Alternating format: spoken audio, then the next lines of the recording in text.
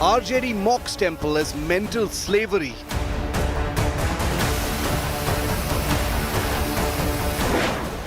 Ally JDU warns, stop bad-mouthing the Mandir.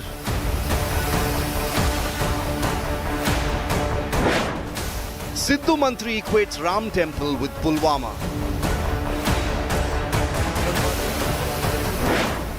What explains this shocking Mandir meltdown?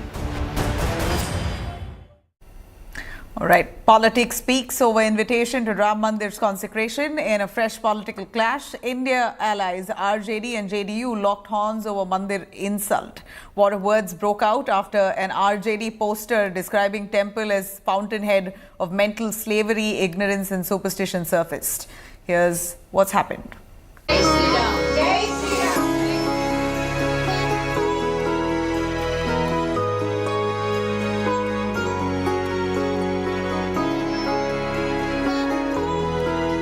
Only days to go before the mega Ram Mandir unveiling. ये तो नास्तिक लोग हैं कुछ जो राम का विरोध करे वो नास्तिक लिखा गया है पोस्टर में मंदिर का मतलब मानसिक But no end to explosive word of wars and bickering over the temple. In a fresh political clash, India allies RJD and JDU locked horns over Mandir insult. War of words broke out after an RJD poster described the temple as the fountainhead of mental slavery, ignorance and superstition. Lalu आवास के ठीक बाहर कई सारे poster लगे हैं। इन पोस्टरों के बीच में एक पोस्टर जो है वो मंदिर और जो शिक्षा है उसको तुलनात्मक करते हुए एक पोस्टर लगा है और इस पोस्टर में आप देखिए ऊपर लिखा गया है पोस्टर में मंदिर का मतलब मानसिक गुलामी का मार्ग और स्कूल का मतलब होता है जीवन में प्रकाश का मार्ग। मंदिर को कौन अटैक कर रहा है? ये सरकारें होती है मंदिर मस्जिदों के लिए नहीं, उन पर बात करने के लिए नहीं। धर्म के नाम पर, मंदिर मस्जिद के नाम पर सियासत कब तक बीजेपी करेगी? भाई भाई में लड़ाने का काम बीजेपी कर रही है वोट के खातिर। ये देश सभी धर्मों का सम्मान करता है। Nitish's JDU immediately saw red and asked Lalu's RJD to stop insulting the Mandir. अगर ऐसे विषय पर टिप्पणी करते हैं तो यह सार्वजनिक मंच से घोषणा करिए कि जिसके घर में पूजा होगा, जिसके घर में अगरबत्ती दिखाया जाएगा, जिसके घर में शादी विवाह में पारंपरिक तरीके से मंत्रोच्चार के साथ शादी विवाह होगा और श्राद्ध होगा, वैसे कार्यक्रम में भी नहीं जाएंगे। Congress itself appeared split on the Mandir, with some of its leaders slamming those bad-mouthing Ram Mandir. लोकतंत्र में नेगेटिविटी की गुंजाइश नहीं है, आलोचना की गुंजाइश है, एक स्वस्थ आलोचना। लेकिन ये तो नकारात्मक लोग हैं, ये तो नास्तिक लोग हैं कुछ जो राम का विरोध करे वो नास्तिक। राम के विरोध करने वाले को तो राजनीति में रहने का अधिकार नहीं। Down south, it is ruling left versus Congress over Ram Mandir. Leader of opposition Satishan accused left government of politicizing Ram Mandir like Palestine and Uniform Civil Code. CPM എല്ലാ വിഷയങ്ങളെയും രാഷ്ട്രീയവൽക്കരിക്കുക വോട്ട് കിട്ടാൻ വേണ്ടിയിട്ട്. നിങ്ങൾ യൂണിഫോം സിവിൽ കോഡ് വരുന്ന സമയത്തും Palestine വിഷയം വന്ന സമയത്തും ഇപ്പോൾ ഈ അയോധ്യ ക്ഷേത്രവുമായി ബന്ധപ്പെട്ടും CPM അതിനെ പൊളിറ്റിക്കലൈസ് ചെയ്യുക, BJP ചെയ്യുന്ന അതേ പണി ചെയ്യാണ്. Prime Minister, RSS and BJP, they are politicizing the opening of Sri Ram temple, and Congress has lost its political spine and it is unable to take a decision. Karnataka Chief Minister Siddaramaiah rushed to damage control after his minister called Ram Temple a Pulwama like BJP stunt. ಎಲ್ಲ stent ರೀ, ಹಿಂದೆಲ್ಲ ಗೊತ್ತಲ್ಲ ಪುಲ್ವಾಮಾ ತೋರಿಸಿದ್ರು, ಈಗ Raman photo ತೋರಿಸ್ತಿದ್ದಾರೆ. ಜನ ದಡ್ರಿಲ್ಲ, 2 ಬಾರಿ ಮೂರ್ಖರಾಗಿದ್ದೀವಿ, ಮತ್ತೆ 3ನೇ ಸರಿ ಆಗಲ್ಲ ಅಂತ ನನಗೆ ಭರವಸೆ. ನಾವು ಅಯೋಧ್ಯೆಗೆ ವಿರುದ್ಧ ಇಲ್ಲ, ದೇವಸ್ಥಾನ ಕಟ್ಟಲಿಕ್ಕೆ ವಿರುದ್ಧ ಇಲ್ಲ, ರಾಮ ಮಂದಿರಕ್ಕೆ ವಿರುದ್ಧ ಇಲ್ಲ. ನಾವು ರಾಮ ಮಂದಿರದ ಪರನೇ ಇದ್ದೀವಿ. ಅವರು ಈಗ ಅಯೋಧ್ಯೆಯಲ್ಲಿ ರಾಮ ಮಂದಿರ ಕಟ್ತಾ ಇದ್ದಾರೆ, ಬಹಳ ಸಂತೋಷ. ಉದ್ಘಾಟನೆ ಮಾಡ್ತಾ ಇದ್ದಾರೆ, ಸಂತೋಷ. Meanwhile, Uttar Pradesh Chief Minister Yogi targeted the opposition over Mandir invite. Ayodhya जाने में जो लोग संकोच करते थे, अयोध्या का नाम लेने में जिनको संकोच होता था, आज वे भी कहते हैं कि हमें भी निमंत्रण मिलेगा तो हम भी जाएंगे. यही परिवर्तन है. आप अपनी ताकत का एहसास कराएंगे तो हर व्यक्ति आपके साथ जुड़ेगा. Is the unending political controversy on the Mandir an insult to millions awaiting Ram Temple? Bureau Report, India Today. All right, it's a real dilemma for the India bloc members. If they attend the Ram Mandir consecration, then they fall into the hands of the BJP. If they don't, then they're anti-Hindu. So what's the real stand of the India bloc? Are they all united on one front? What is that front? RP Singh, national spokesperson of the BJP, joining us. We have Rashid Kidwai, political analyst, Ashutosh, who's also a political analyst. May I say, it was hard to find people of the opposition parties. The opposition netas did not want to really comment on Ram Mandir politics. They want to stay clear on this issue, but yet we see fresh headlines emerging day after day with new leaders of the India Bloc Alliance members saying they're either going to be attending it or will not be attending it. It's a very confused atmosphere within the India Bloc. Let me cut straight to Rashid Kidwai on that. Mr. Kidwai, here we're looking at the India Bloc not wanting to irk the large Hindu vote base across the nation. Not being part of the Ram Mandir consecration would mean the Congress and many of the North parties within the North Belt will be deprived of their vote. They're going to be angering their primary vote base. Lord Ram is cherished and worshipped in huge parts of North India, even the South for that matter, but North really were waiting for a temple dedicated to Lord Ram at his birthplace. So this is huge for the Hindutva brigade and the Hindu vote base by and large across the nation.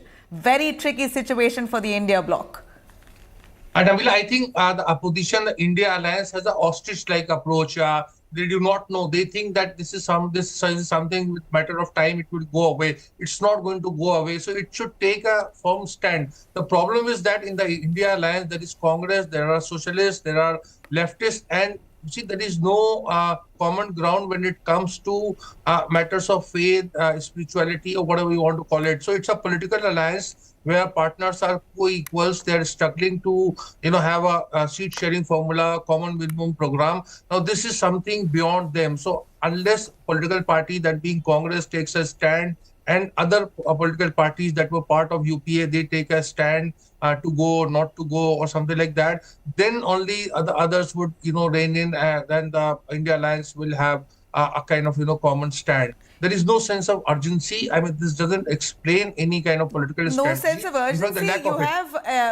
I think it's an absolute need of the hour for the India bloc to take a stand unanimously on this front, because it's about 2 weeks to go, and every day fresh information coming in of different netas of different parties of the India bloc. That's not doing well to project unity for 2024.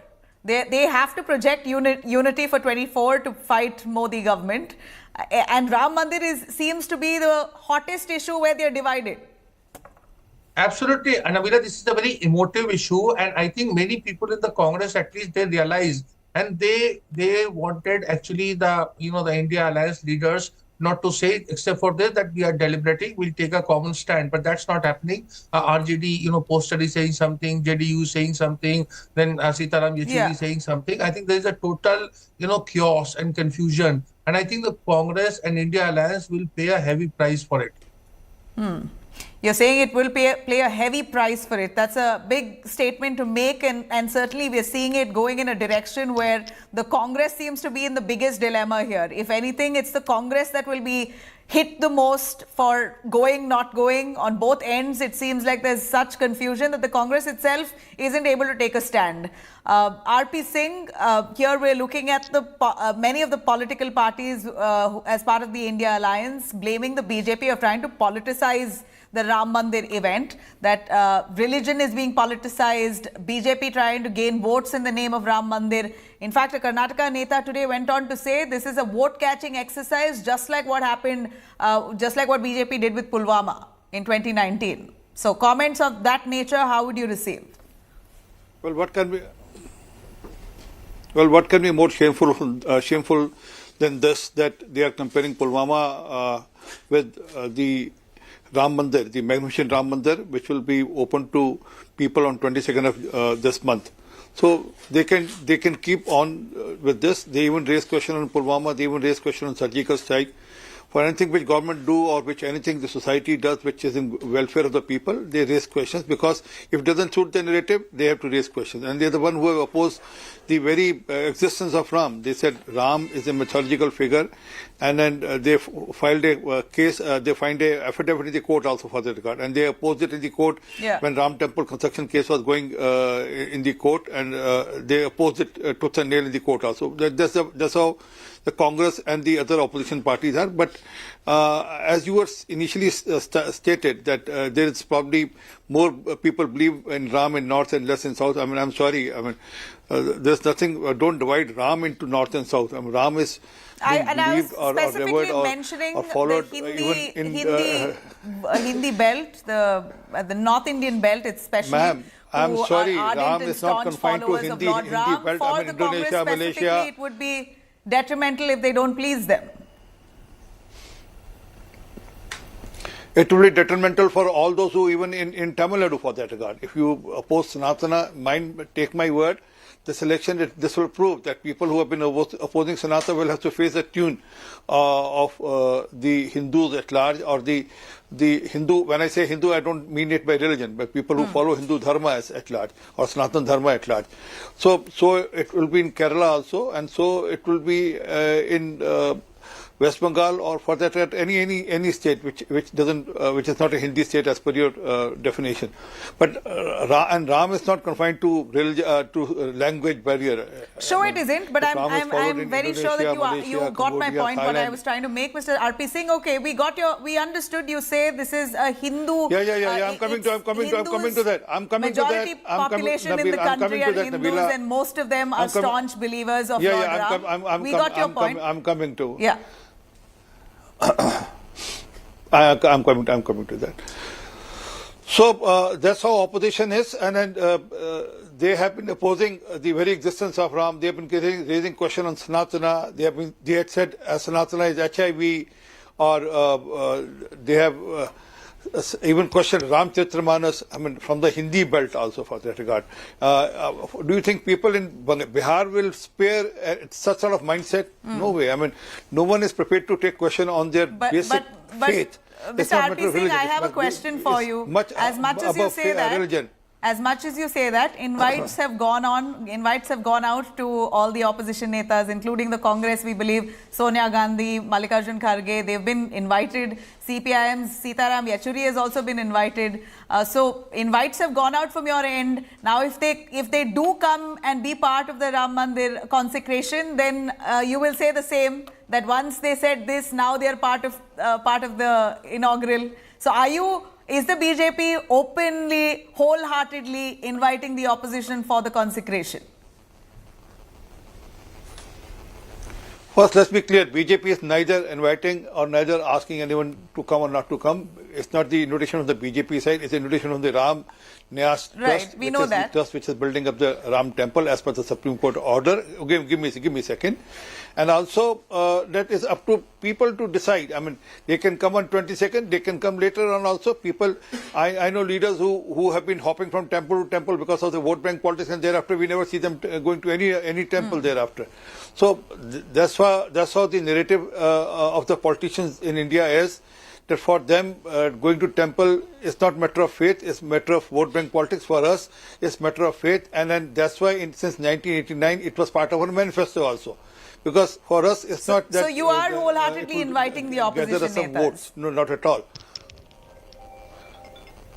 Not us. It's the trust which is inviting, the Ram Nyas Trust which is inviting the trust has given out invites. Do you believe that those who have received the invites from all part of?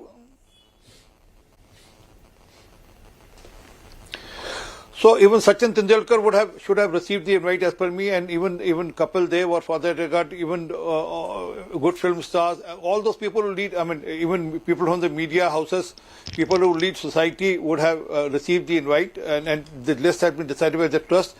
Now, whoever received the invite, they are lucky enough. I have not received one, so I'll go on probably a month later or a fortnight later. I'll also surely go. Okay. But it's up to one individual to decide whether they have to go or not to go. We got your point. And what we see by and large is also the opposition members playing safe on that front. The opposition members also saying the same thing, that we won't be part of the day of the consecration ceremony on 22nd, where BJP allegedly is making this pole plank, and that celebration is nothing but optics and positioning, posturing for 2024. We will go after the consecration. The days that follow it, Prime Minister, we will go to Ayodhya and visit Prime Minister has been invited. Ram Mandir. Thank you. Modi ji has invited as the Prime Minister of the country, Yogi ji as the Chief Minister of the country, Sonia Gandhi as the leader of the party in the parliament, and Mallikarjun Kharge ji as the leader of the opposition. So, as per their designation, they have been called. It's coincidental that today we have the Prime Minister. Had it been from any other party, he would have been invited. Or for that regard, if instead of in place of Mallikarjun Kharge ji, Mamata Banerjee would have been leader of the opposition. She would have been invited. So they should go. I mean, what I'm trying to request is that they should all come. They should all participate. If they have received the invitation, they should all participate. Right. We heard that loud and clear. That was precisely my point, and you've answered that. Finally, let me go to Ashutosh. This was exact. First of all, India-Bloc alliance partnership itself was tricky, but somehow all the netas, especially the top-notch or the biggies within the India alliance members like Nitish Kumar, Mamata Banerjee, for that matter, Sonia Gandhi, Aam Aadmi Party's Kejriwal has also now joined the alliance, which was surprising. But they've all really put all the differences aside and come together to fight the BJP. And it appears the BJP has got a golden opportunity, if I may say, to show the chinks and the divide within the India bloc itself. And that's on the name of Lord Ram. We're looking at many of the parties who want to be part of the Ayodhya consecration, Ram Mandir's consecration, but many others that do not want to be part of it. So this kind of rocky situation for the India bloc is exposing their differences, and that's detrimental for them for 24. Before answering to your question, let me just say one thing to Mr. R.P. Singh, that everybody is invited except the President of the country and the Vice President of the country. And President of the country constitutionally represents India. She will not be there, Vice President will not be there, and others will be there. I think if that is not politics, then what is the politics is all about? I do not know. I know R.P. Singh can always say that it is not, invitation has not been sent by the BJP, but by the Nyas. But everybody knows about the Nyas. Let's not get into that. The fact of the matter is that I think the India Gathbandhan at times has to realize that the politics of paradigm has drastically changed in this country. And in this, at a time when Ram Mandir is a big issue, and it is going to be consecrated on 22nd January, if different alliance partners are unnecessarily get into an issue which they should not be talking about, or they should have one voice at least.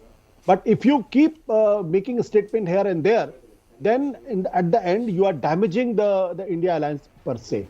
Whether the senior leaders of the party can say that no, it is not their opinion, but the fact of the matter is that every small statement, every big statement is taken, and then it is made a big issue out of it by the BJP. And that's clearly what's happening. But according to you, Mr. Ashutosh, what's the solution? You have an India bloc alliance partnership that comes from the length and breadth of the country, different regions, different backgrounds, different religions. It's really a mixed bag. So for all of them to come on one platform and agree on the Ram Temple issue is going to be tough. So what do you think is the road ahead? What solution would you give them as an analyst? See, it is not necessarily that they should agree on one point. It is not necessary, because there are 26 political parties. So obviously every political party must have and should have a point of view about a Ram Temple and other issues also.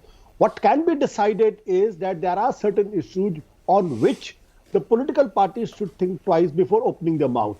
and there should be one opinion. I still remember when Atal Bihari Vajpayee became the Prime Minister, then at least 3 issues BJP kept aside. Article 370, Ram Mandir and Uniform Civil Code. If the BJP could dispense with these 3 issues for the sake of the governance, then obviously all these political parties should have been wizened by now, should have realized that a small statement made by any of the political parties. But that's clearly something that they're not sensitized to, because we're seeing erratic statements coming in on many levels. Forget Ram Mandir for now. If we go into seat sharing itself, that was a difficult aspect, we all knew. But on those lines, they aren't able to keep mum. Each one loves to comment. Each one loves to comment. Each one loves their airtime in the media. So they go on to fire. We have to make a difference between emotive religious issues and other issues. The emotive religious issues which BJP wants that these... All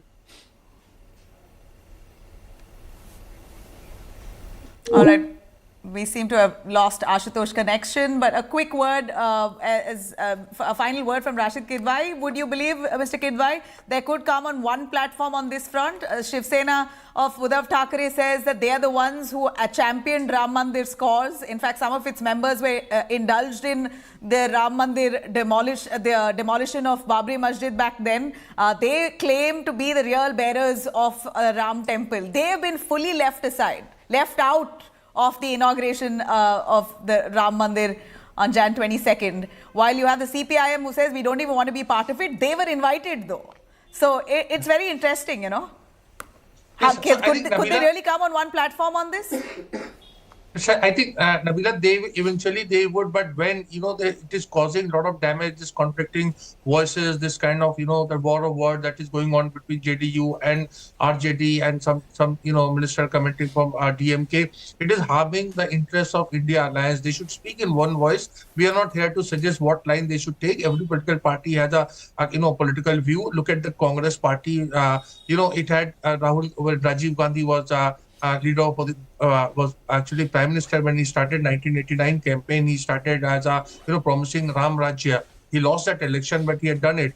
Congress had been saying that Hinduism is the sole guarantor of secularism in India. That is their CWC resolution. I can quote a lot of their text and documents, but it is to say it, to pronounce it, that then it will become for, against, nuanced. Already has become, and that's really now, it's almost a golden opportunity presented in the hands of the BJP for them to point out how there are cracks within the India alliance. Let alone seat sharing here, Ram Mandir has become the real expose to show that there's lack of unity between the India alliance members. Will they really come to take a stand? That's very interesting to see. But surely the Ram Mandir consecration is happening on the 22nd of January. It's a moment of huge faith and pride and enthusiasm for people and staunch believers of Lord Ram.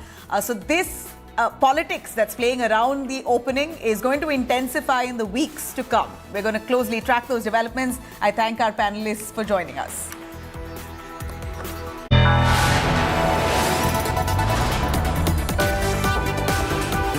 You are watching India Today.